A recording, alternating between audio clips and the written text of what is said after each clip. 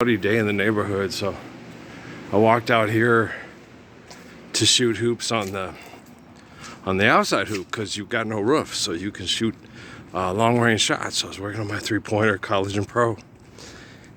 I get this kid in my head, and he's like, "You're pushing it." You know, Mike Woodson, been okay. Yeah. Come on, get those little, pigeon toes together. Put the pigeon toe together, bend at the knees, get that butt into it. Shut up, Steph. It's just about exercise. He goes, "Yeah, but you might as well do it right. I mean, you're gonna get turkey to feed the kids, like on the Waltons and shit, Earl." I'm like, "Yeah, I got you, Steph." I saw the thing about your wife had to marry you, like with Will, with Jada and all that gossip and shit. And I'm like, why would women feel they have to marry someone? You don't have to marry someone. You can make your own. Well, I take that back. If you're in, Somalia, or you have to marry him. We took 4 goats and 5. Yeah, shut up, dog. You funny. Okay, so we had a talk out here. He was telling me about my shot, and I got another person in my head. It's like, well, I should have expected this. Wasn't a dude. She shoots though. She shoots. She knows about aim. All right. We were sitting there from the left side over there. The way the vision line is, my vision was off because my vision is not as good as it used to be, and my aim wasn't as good. So I kept missing. I was hitting from the top regularly, and from the right side, which I always go right anyway. But from the left side, it's just because of where we're at. You've got trees right up in here, and it's kind of shady. This is real slim shady, but please stand up. And you got trees right there, and I even tried right across here, but the line of sight, it's almost 3-dimensional. It's weird. It's like shooting with the 3D glasses. We're out here. It's all in the same line of sight and the same lighting and the same thing, so it's real easy to just aim and shoot. And so Christy's sitting there telling me that that's what's happening. Your aim is off. You're gonna have to find a way to focus a little better because you gotta get shot. Well, I'm hitting the rim. She goes, "Yeah, you're off just a little bit. Your aim is just a little bit off because that lighting." Yeah, it's an issue with my vision. Atticus fence with the glasses to shoot the rabid dog. So I'm sitting there talking to her. I said, "It's okay." She goes, "Nah, I don't talk to Tom. Tom gets on my nerves. They all do." She's all like, and I'm like, "You do know they picked you because their technology and their scientists said, this girl he'll like." Okay. And I do. I like her. Let's be, you like Christine. She's not a horrible person. She's a South Dakotan. She's a Midwesterner. She's a prairie girl. She's a cowgirl. Even cowgirls get the blues, right? And so she's a cowgirl. And cowgirls, you can tell she's not a New York girl. She's not from Mississippi, but Mississippi girls are a little different than cowgirls. There are some cowgirls from Mississippi. I ain't saying that. They got a little bit more Southern belle, and it's hot, and give me a mid-julep, and let's go down to the beach, and if we close enough, if we in Mobile. And so Mississippi girls are a little different, especially if they hot. Then South Dakota girls, I don't give a shit if you're hot. We got to go get them cattle. Get on your horse.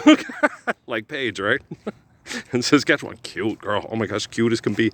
Yeah, Chris will tell you, "Oh yeah, Paige is adorable." She is, and she's an excellent athlete. She is. You have to be to ride a horse. Hang on to that horse. Bring down a calf and rope it. And you have to be really athletic. You have to be really on your. You got to be able to. Like I told her, she goes, "I don't get that. What do you mean?" You fed grandma. She understand. I was talking about life eternally. Okay. In eternity, she's a pioneer girl. Across, Hollywood's full of shit, man. Mary and what was her name again?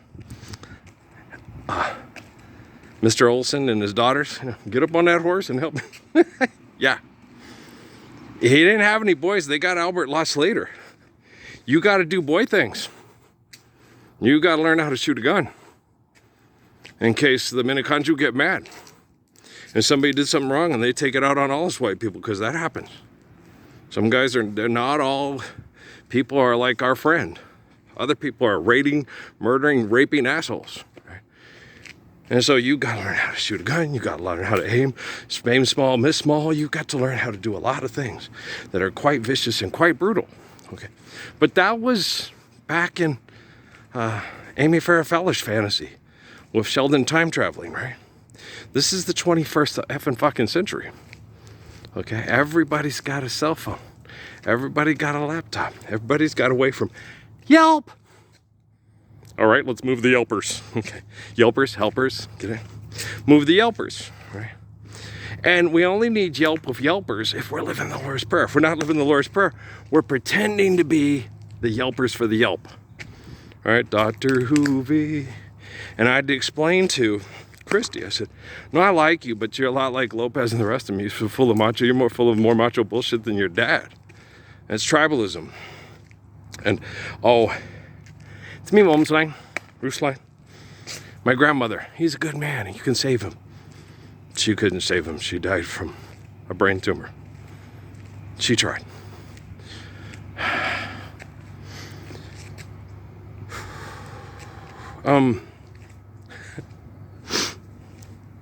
It wasn't my grandfather's rage that killed my grandmother.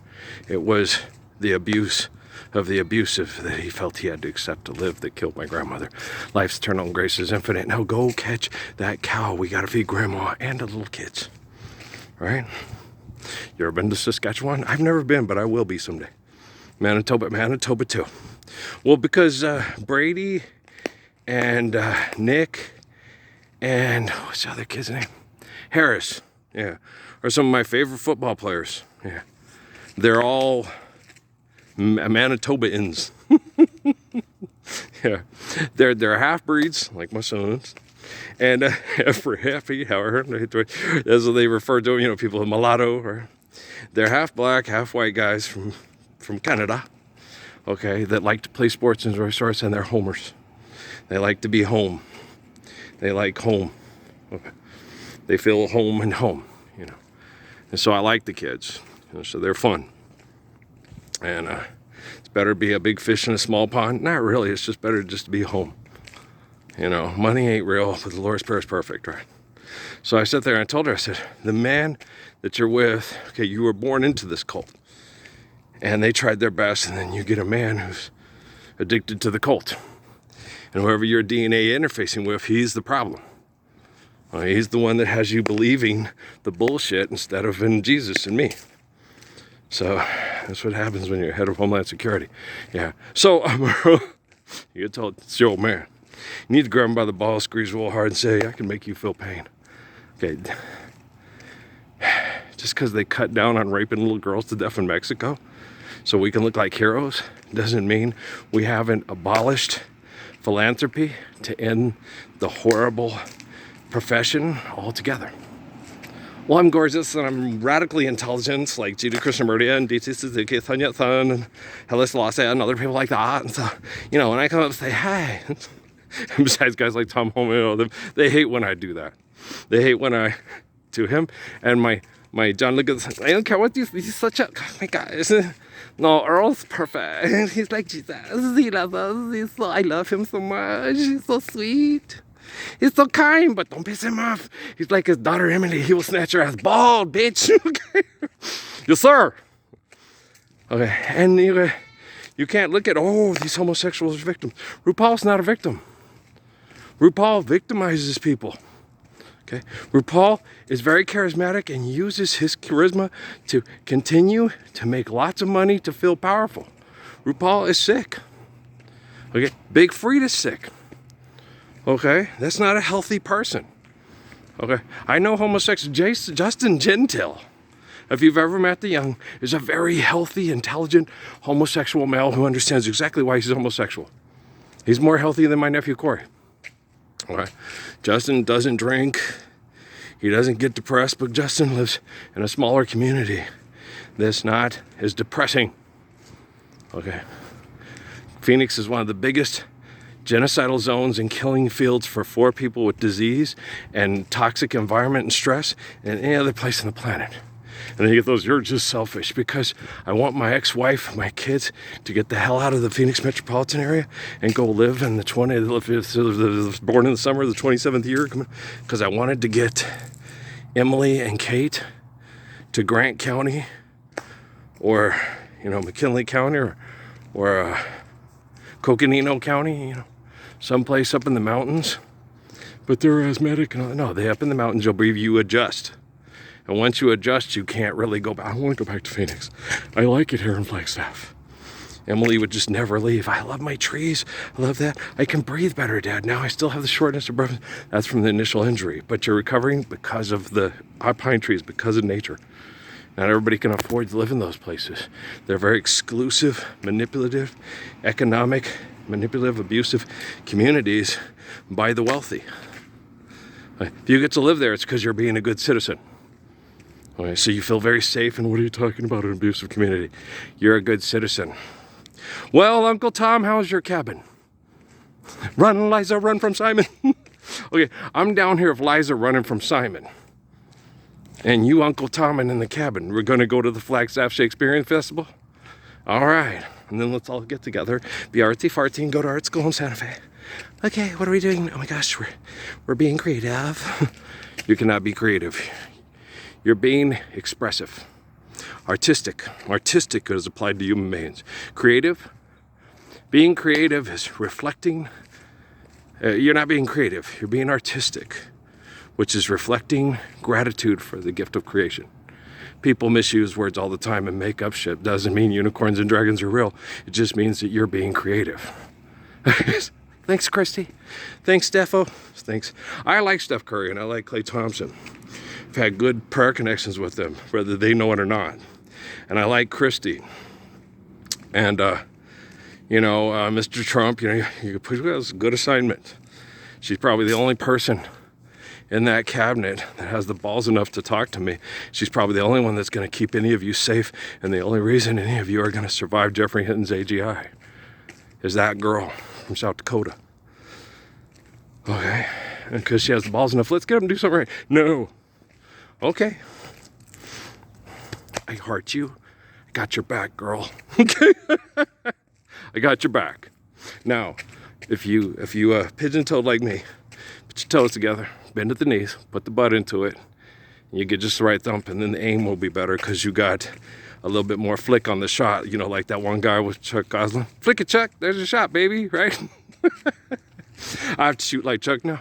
Well, yeah, because I'm 245 pounds of chemical poisoning. And I had to explain that to her, too. I said, no, Christy. No, what I got to do is I got to build my muscle slowly and then slowly burn off the fat. So I'm not worried about the fat. I'm worried about just getting I'm not worried. I'm going to get the muscle going back.